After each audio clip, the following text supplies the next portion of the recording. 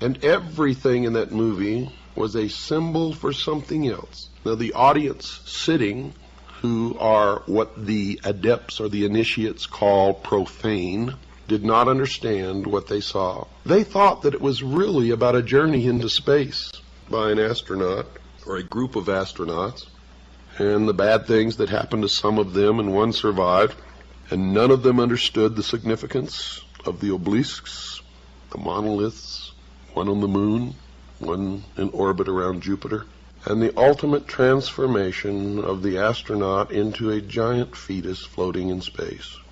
And to tell you the truth, when I first saw the movie, I didn't really understand it either, but I knew that there was something of such import there that I needed to know, that I never stopped studying until I found out. And of course, one discovery leads to another, and every time I answered a question, 100 more popped up until I reached a point, dear listeners, where I realized that if I studied for the entire rest of my life, there is not enough time in my life to learn what it is that I need to know. But I have learned enough along the way to impart some of my knowledge to you, and maybe you can help me find the ultimate truth that all of us, ultimately learn to look for. Although not all of us ever realize that we are looking, and most of us never even understand what it is that we are looking for, but some of us do understand that we are looking. The adepts or the initiates, the priesthood of the mystery school, believe that they have found it and that they know all of these things, and I'm not really sure that they do. Because in my search and my ultimate illumination,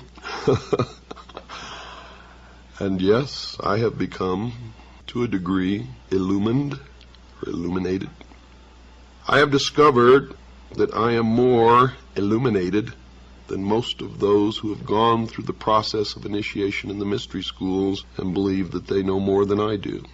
And it's not true. I have surpassed them by so far, and they believe that they are so far ahead that it has become difficult for me to place myself in any kind of logical progression along a path that I am following, and I know not where it will ultimately lead. But I know that many have been misled along this path and are worshiping the fallen angel that we know as Lucifer. For you see, that monkey who sat there squatting on his haunches in the desert, striking the earth and the pile of bones with this great thigh bone, was the first priest of the mystery schools. And it was this first priest who then began to initiate others into the secrets.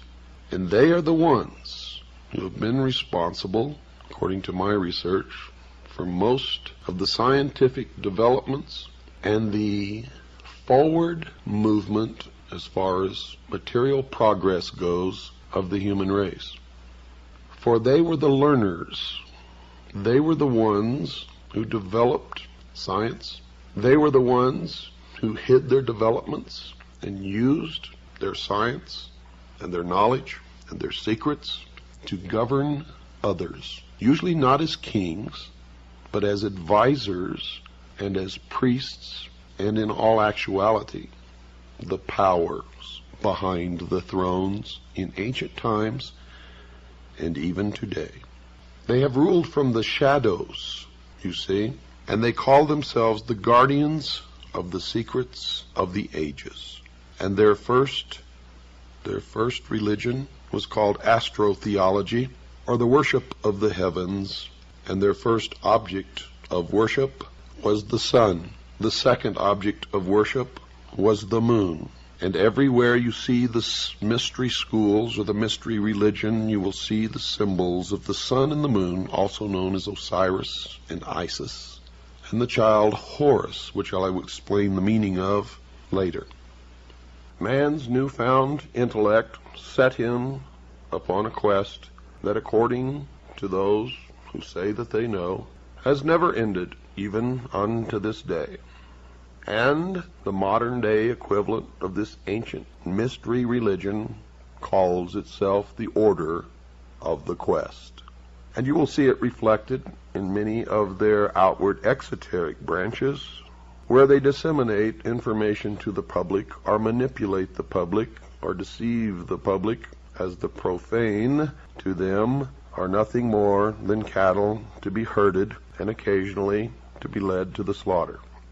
In the movie 2001, the quest led them ultimately into space and to the moon, where they were further imparted knowledge by Lucifer, again in the form of the obelisk, the monolith, the stone, the penis.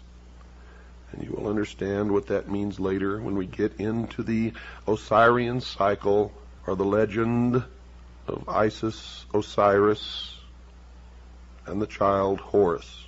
When they were imparted knowledge again on the moon, it set them off on a further quest to the planet Jupiter, where they found a huge, tremendous, again, another obelisk, monolith, stone, the generative force, the penis, floating in space, orbiting the planet Jupiter. Now, the journey from the moon to Jupiter is significant, for the astronauts on board this spaceship represented the entirety of the human race. And it represented that some will evolve, and those who cannot will not be allowed into the future. You see, this was a message from those who rule to all of the initiates of the world. It was a message that the new age is now dawning. And you see that at one point during this journey from the moon to Jupiter, man, represented on a microcosm by the astronauts making this voyage, came in conflict with their own technology. The technology of the human race was represented by the computer called HAL.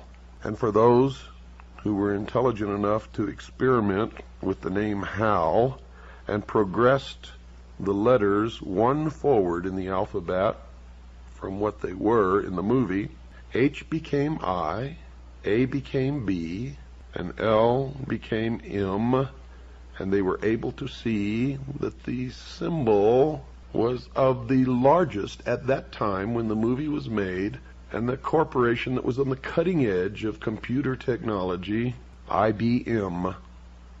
It was significant that man had built this technology, this computer, which had an artificial intelligence and was capable of communicating with the astronauts, and yet they had forgotten to put a switch in the machine which could be turned off at will. Now, you have to understand that this is all symbology. Hal represented many things. He represented the atomic bomb, the hydrogen bomb, chemical warfare, bacteriological warfare, represented the state of the art of technology, where it became so complicated that no one man could be an expert in it, and thus might unknowingly participate in the building of a technology which could destroy him, yet he only worked on a part or a portion of it, the knowledge of which did not indicate to him that the end product could be a danger. And we see that happening now, don't we? Where everybody has to specialize in one small portion of technology because the overall picture is so complicated and so far beyond our understanding that we see the prediction made in the movie 2001 actually becoming true before our very eyes. Just in my lifetime, I've seen automobiles that I could take apart and put together blindfolded myself as a teenager, to driving automobiles that I can lift the hood and not even recognize most of what I'm looking at, except that I know that it's an engine in there, and I know that it's got a fuel delivery system and some kind of a system that ignites the fuel, but the technology has surpassed my ability to take it apart and put it back together again without many months or years of specialized training. And this has occurred across the board in our technology.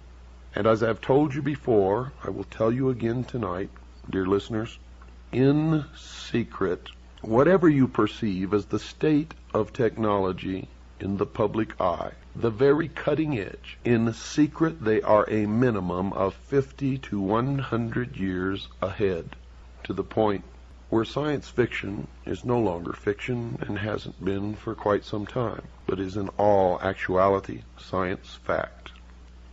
You saw this battle play itself out on board this spaceship, where ultimately there was only one astronaut left fighting the battle against Hal. And he was able to make this jump in his evolutionary consciousness, and he was able to fool Hal and turn off the computer.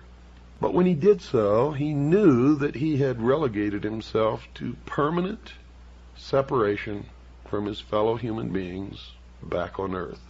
And folks, the message was not that he went into space to effect this separation.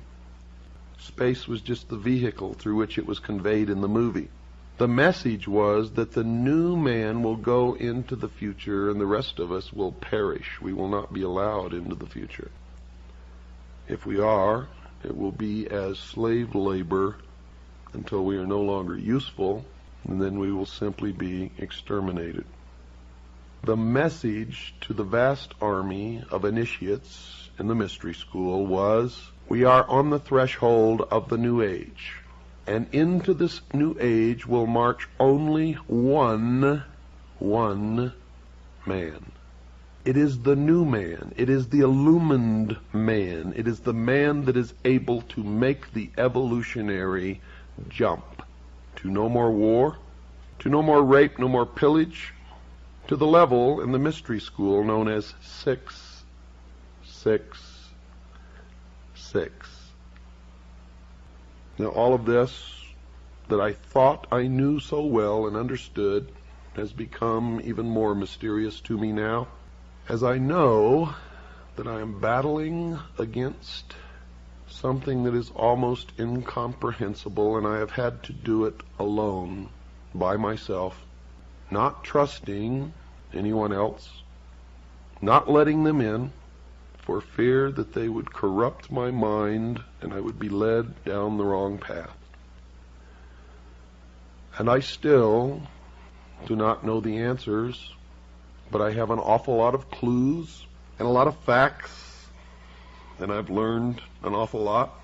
And maybe I am more confused than I ever was in my entire life.